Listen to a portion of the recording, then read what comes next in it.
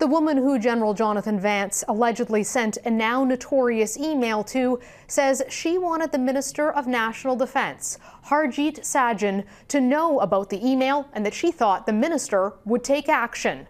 But that's not what happened. It all started out with this email.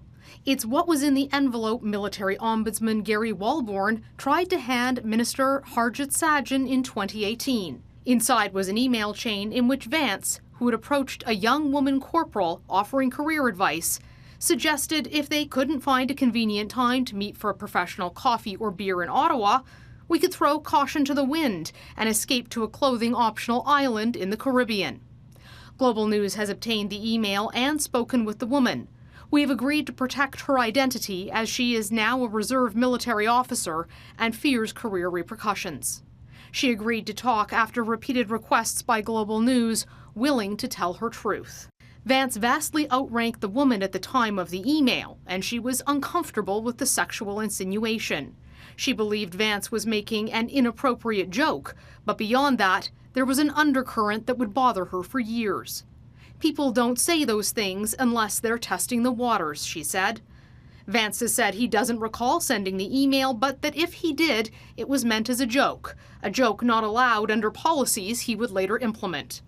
6 years later, as an officer wanting to lead by example on sexual misconduct, the woman made the difficult decision to report the country's top soldier.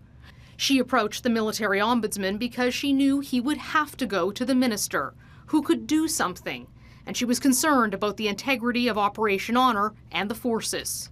My intent was never to make this public or widely known, she said. It was for the minister to deal with it at an appropriate time and perhaps reconsider how Operation Honor was commanded.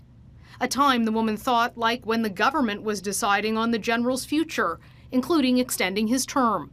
The Trudeau government made Vance Canada's longest-serving chief of the defence staff. He remained in office for almost 3 years after the concerns were brought forward.